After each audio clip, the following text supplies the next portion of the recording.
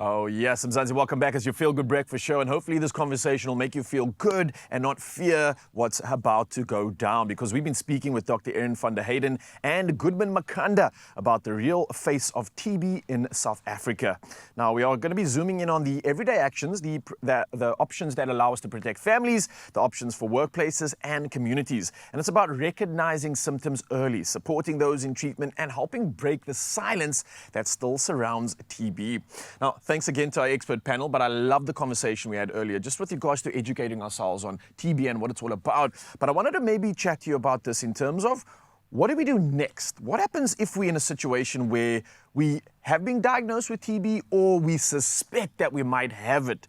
Now, I can imagine that, as you mentioned, Makanda, some people might have fears about this and not want to speak up in light of maybe getting a positive diagnosis, which they'd rather just avoid. So what are the actual steps and what should be done here and is going to guarantee the best sort of result and efficacy for positive change? Yeah, so thanks for that question. I think, one of the most important things is knowing that how we diagnose TB, it's not invasive. So it's simply a cough and it goes off, you spit sputum into a bottle, and goes off to and they take a sample and they send it to the laboratory. And you can access any healthcare, government healthcare for free, and we do the tests and we send it off. But you can also go to your GP, and we're very lucky in South Africa. We've got excellent nursing staff in our clinics, in our communities. Go and have a conversation. Go and talk to them. I mean, most South African healthcare workers will help you navigate this journey. We also do have chest x-rays in our communities. So I think what's very important is that you can go private or government and you'll be able to find help either way. Yeah, I love that. And Goodman, for you, you've definitely made me realize something that's important here, and that's with regards to the stigma, which you've mentioned quite well earlier. But with regards to maybe those everyday habits or someone that's maybe in that situation where they feel like, I'm too scared to go and find out that answer. What would you maybe say to them to kind of encourage them to go out there and do it? What's the positive reason behind it?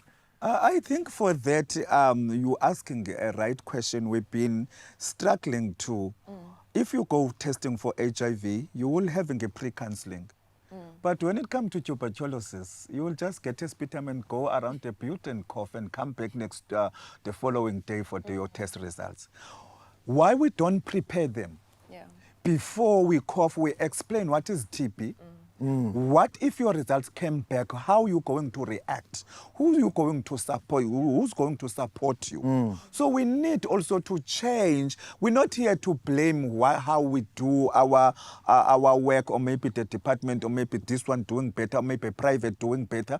But one thing we're looking here is for patient patient-centered care in between. It can be tested private, but you will end up to the government hospital because tuberculosis medication is free. But let's work something out of preparing their mind before they've been diagnosed, so they won't have that fear or maybe that question, because as soon you've been diagnosed with TB, I was asking myself, why me? What happened? What I did wrong? Yeah. If I can rectify, why God you can't give me that chance? Yeah. You started the stigma from yourself.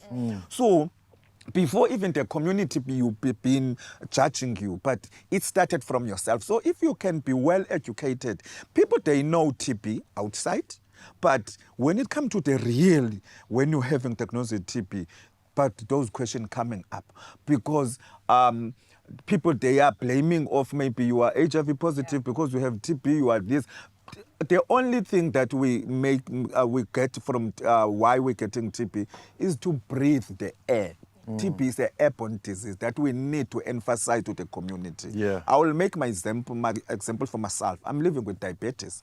I didn't know anything when you're having diabetes. You are a victim of having tuberculosis because of your immune system is working overtime. Yeah. So it sounds to me like, with regards to moments of, let's say, treatment, you must go through some isolation then, right? I would imagine that you might feel lonely and feel isolated in that moment. So surely emotional support is quite important here. Surely practical support, help from the family can also assist in these moments. What can we do to make it a better process, or to be more aware of it and actually offer a helping hand when it's needed? So I think, first of all, I mean, Goodman's covered it very nicely. Be kind to yourself. Yeah. You know, love that, yeah. so that's very important. There is going to be a period of time where you're going to go through this. The first 2 weeks when you have TB, you are infectious. So, and this is where it's very difficult. So you are going to have to stay at home. Okay, and Please that's don't- isolating yourself, yes, preventing and the please spread. don't go to work. Take time, rest. Very importantly, you know, eat a balanced diet. Food has got so, you know, has such an impact on Food is your medicine, recovery, yeah. right? Take your chronic medications, you know, whether it's your diabetes, you know, so look after yourself. And then from your friends and family, yes, they can come and visit you, but there's certain things, you know, they should be checked for TB themselves. They should go on to preventative therapy. So we have, you know, TPT, so TB preventative therapy to protect themselves as well. So they must check in. After the 2 weeks of being on medication, you're not infectious anymore. So then you can start returning and you can start, you know, building your strength back up. But be kind to yourself. Well, from the both of you, I can't thank you enough for being a part of this incredible conversation, a pertinent one indeed, and one that I hope has educated you, Mzansi, and given you more of a better feeling to make that positive change. And I think for anybody out there that is maybe concerned or looking for some assistance right now, you can head over to the website, tbproof.org, for more information, or you can reach out to the Department of Health. They are online. That's WC Health and Wellness. They're on Facebook, Instagram, and Twitter, all the likes. So go get some help. There's help available to offer you a beautiful transition to deal with this, whether it's you, your family member, or anybody in your community. I think now's the time to bring this conversation to the forefront and eradicate all these ridiculous stigmas that have been associated with it. And I think it's thanks to advocates like you, Yes. Makanda. I really appreciate you, man. You are a hero that doesn't even wear a cape, and I appreciate you.